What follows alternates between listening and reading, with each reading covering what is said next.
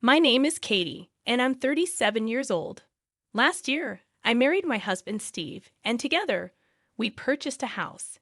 Steve is a decade younger than me, a fact that I never imagined when thinking about marriage.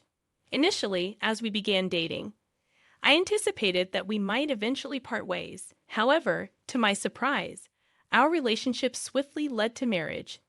When Steve proposed, I even questioned if he was truly ready to marry me. His response, reassuring me of his commitment to protecting me, filled me with gratitude for his kindness. Despite our joy in becoming newlyweds, we faced challenges. We longed for moments alone together, but they were scarce. Steve's mother, Lily, vehemently opposed our union, fearing her son's departure. She disapproved, particularly disconcerted by the age gap between Steve and me. This opposition led Lily to set a condition for her acceptance. We must live with her.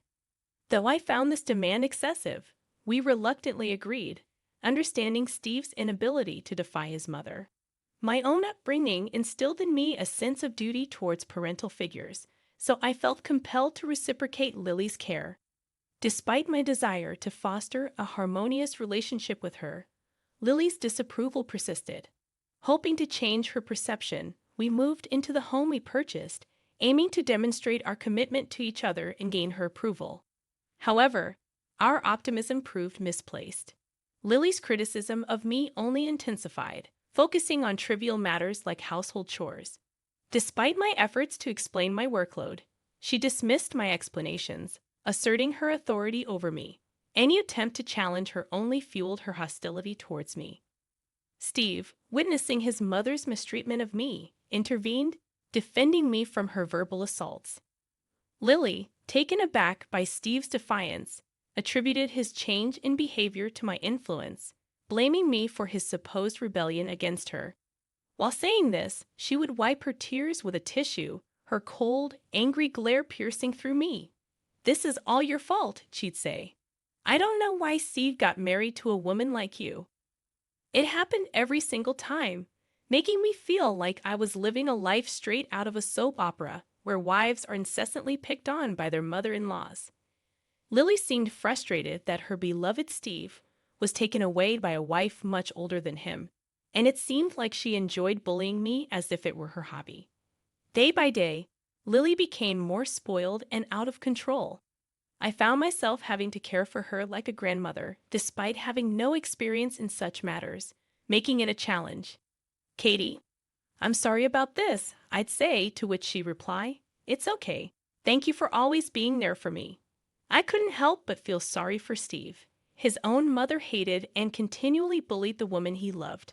Though he tried many times to get her to move out, I couldn't agree to his idea. I felt a sense of pity for Lily, believing that if I endured her behavior, she might one day understand and change for the better. That's what I believed. But Lily's verbal abuse towards me persisted. On the first New Year's Day after our marriage, we gathered at a relative's house. Lily, who usually never left the house, was unusually happy to see and talk with people, her excited mood evident to everyone. Every day, Katie makes excuses that she has work, but in reality, she doesn't do anything at all. Lily exclaimed, airing her grievances to our relatives. "Can you believe that? If she did that during our generation, it would be unacceptable, right? I really don't know where she got her common sense." She continued to speak ill of me, even in the presence of our relatives, her voice reaching me in the kitchen where I stood. One of my husband's relatives, Lisa, who was with me, expressed concern, noting my apparent distress. "Katie, it looks like you're having a hard time, aren't you?" Lisa asked, her expression filled with worry. I couldn't help but acknowledge the truth. Living with Lily is not a comforting experience, isn't it? I admitted, feeling the weight of the situation. Lisa nodded sympathetically, especially with Lily being like that. Feeling a sense of relief and confiding my true feelings, I responded, "Well, actually, you're right." Then, without hesitation, I asked, "Why don't you talk to Helen about it?" Helen is Steve's aunt and Lily's sister, an older sibling known for her kindness and reliability. But would she even listen to me complaining about her own sister? I wondered to myself. "Katie, I heard a loud voice echoing through the kitchen. Lily was clearly in the wrong now. You always make me keep asking you to bring me more drinks because we're out of it. Sorry, I'll bring it out now, I sighed, hurrying to fetch the beer. Lily was in the midst of chatting with her relatives and seemed a bit intoxicated. As I handed her a cold bottle of beer and a new glass, Lily snatched it away from me. Katie, you really are a clumsy wife, aren't you? She remarked, glaring at me. Why would she say that? I thought to myself. As Lily poured the beer into the glass for a relative sitting next to her, I couldn't help but notice her hypocrisy. Pouring drinks into empty glasses was common sense, wasn't it? This is what you always lack, Katie. You're really a useless person with a bad upbringing. Lily's words made everyone around uncomfortable. But she seemed indifferent. Feeling that getting angry at Lily would only escalate the situation, I decided to casually laugh it off. That's my mother-in-law. She really knows her way around drinks. I learn a lot from you, Lily, I remarked with my usual business smile. Lily also smiled, seemingly satisfied with herself. Katie, are you all right? It was Lily's sister, Helen, who spoke to me, clearly concerned by my exhaustion. I'm really sorry about my sister. It's always so difficult to deal with her, isn't it? Helen empathized. Oh, no. I denied that I was fed up with Lily and couldn't manage to lie convincingly in front of Helen. Living together with Lily, is it difficult? It actually is. Lily doesn't seem to like me at all, I confessed, venting my frustrations to Helen. Helen listened attentively to every word I said and finally offered. If you have any problems, you can always talk to me. Her kind and reassuring words touched me deeply, making me feel as though she were like a real mother to me. Yes, I have a kind ally who will help me when I'm really in trouble, I thought, feeling a bit better as I carried on with the New Year's holiday. Thank you. And I'm sorry for what happened, Katie. Helen apologized on behalf of her mother. Oh, it's okay. Lily was drunk, and because of that, I'm sure she just got carried away. I tried to rationalize, though deep down, I knew I was being too naive about Lily's behavior. Her verbal abuse toward me persisted, despite my efforts not to argue back. The family events hosted by Steve's relatives were frequent, and every time, I found myself forcefully sent out by Lily to assist. Although Steve assured me that I didn't have to attend if I was busy, Lily's insistence always prevailed, and each time I endured verbal abuse from her. Katie, don't get carried away just because you have a job, Lily would admonish. A wife should always stand 3 steps behind her husband and quietly watch over him. You think you're equal with Steve, but he's a better man than you. You don't understand anything.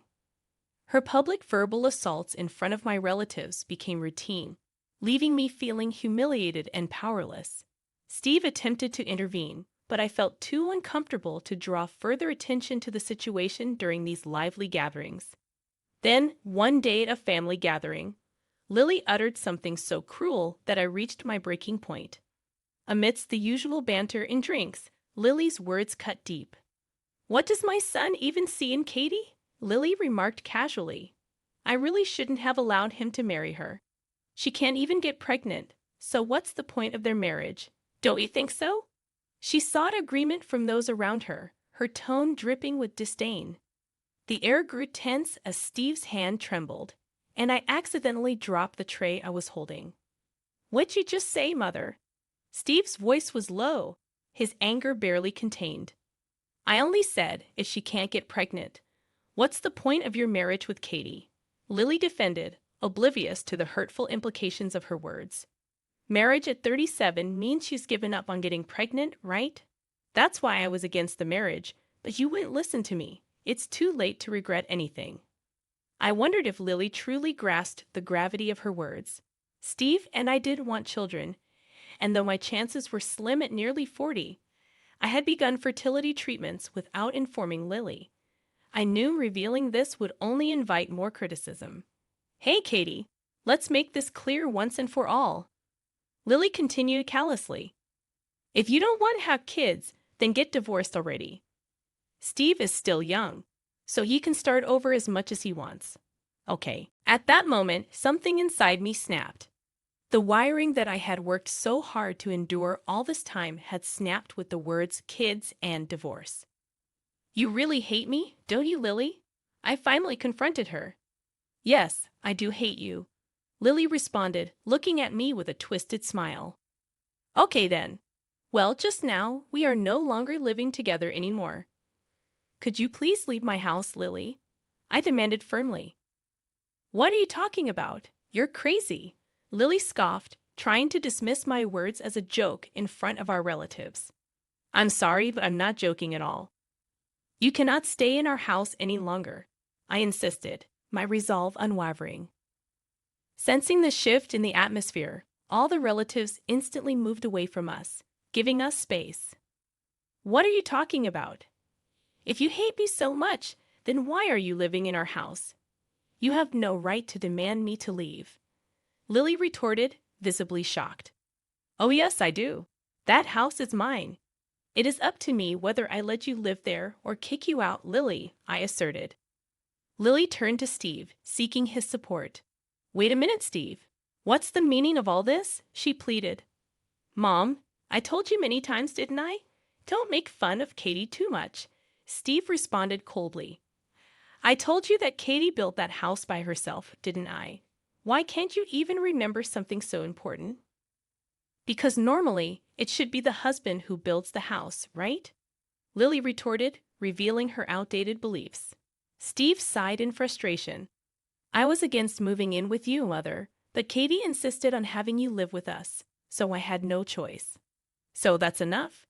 If you make fun of my wife anymore, even if you're my own mother, I will not allow it. With tears in her eyes, Lily argued back, Excuse me? No way.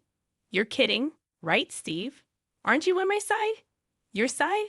I'm more like your enemy, Mother. I can't believe that you're my own mother who verbally abuses my beloved wife like this. Steve retorted, his tone heavy with disappointment. Oh, Steve, why? Lily burst into tears, clinging desperately to Steve, but it was already too late. Anyways, please pack your bags by the end of this week. I interjected firmly, meeting Lily's gaze with resolve. No way, Katie. Please, wait a minute. I apologize for everything I've done. Let's continue to live happily together, okay? Lily pleaded, trying to brush off the situation, as if nothing had happened. I can't do that. I can't live any longer with someone who doesn't have a shred of gratitude. Please stay away from me and get out of my house as soon as possible. I am the landlord here, I stated, unyielding. Mother, it is what it is. So get ready to leave. We won't help you, Steve added, his tone final. Lily heard her son and his wife's demand for her to leave the house, all in front of her relatives. Few people sympathized with her because everyone knew what she had been saying all along. Katie, good job. Steve's Aunt Helen approached us afterward, offering her support. Actually, this whole idea was Helen's. We have to teach my sister a lesson. Katie, you did a good job. Steve, you have to protect your wife. Auntie, thank you for helping me save Katie. Steve expressed his gratitude. Helena and I had actually been in touch with each other frequently. Whenever I couldn't stand Lily's abuse, I would always consult Helen about it. She always supported me gently. It's okay. Don't you worry about such things. I will be monitoring Lily from now on. So you both should just think about living your lives first. Helen reassured us. After that, I asked Lily to leave our house as planned. Helen was the one who strictly got angry at Lily, although she resisted to the very end. This is what you did to yourself. Why don't you reflect on all the things you've said that hurt people's feelings? Helen scolded Lily before taking her away. After Lily was kicked out of our house, she began living alone. We'd also moved out of our home. Steve had just been transferred, and I had just submitted my transfer request. The house was originally built with my parents' inheritance, so there was no mortgage, making it easy to sell. We made some money after selling the house, which made life a little more comfortable. If Lily were to visit our previous home, she would surely feel lonely and hopeless. We knew this and chose to part ways. I'm home, Steve announced as he entered the door. Welcome home, honey, I greeted him, rubbing my big stomach. I'm looking forward to our baby. I'm finally becoming a father, Steve exclaimed with joy. I'm counting on you, sweetie. Soon, we will be parents, I replied, feeling grateful for Steve's unwavering support. Steve was determined to protect me, even if he had to cut ties off from his own mother. No matter what happens, we can get through it as a couple. I'm so glad that I married him. I believe that with all my heart.